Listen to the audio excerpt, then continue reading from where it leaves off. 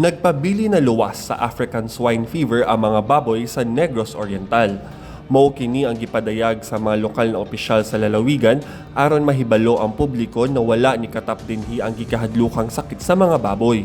Matud pa ni OIC Provincial Veterinarian Belinda Villahermosa, ang matag LGU ni pagawas dayon og sertipikasyon na walay baboy na namatay dinhi tungod sa ASF ug wala pod nagpakita og sintomas sa ASF ang ubang buhing baboy sa mga piggery. Gipahingusgan sab ang surveillance sa mga binuhing baboy ug ang pagkumpiska sa mga karne ug produkto sa karne na gikan sa Cebu ug laing lugar na apektado sa ASF. At this point, naanan tayo mga task force together with our veterinarians and our BAI. They go around the cities and municipalities already enforcing what is written in the executive order of Governor Roel Villalba.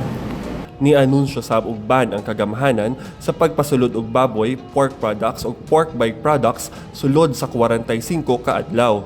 Bawal makasulod diri ang gikan sa mga ASF infected products. Muna anong gina-check diya sa mga pantalan, and we also installed putbat in the exit point. Negros Oriental is still ASF free and we hope to keep it that way. Ni pasar sab og ordinansa ang sangguniang panlalawigan aron maprotektahan ang mga baboy sa ASF. Madod pa sa mga opisyal, mas maayo pod kung pahugtan sa mga piggery owner ang ilang biosecurity measures aron mapugnan pa ang pagkatap sa ASF.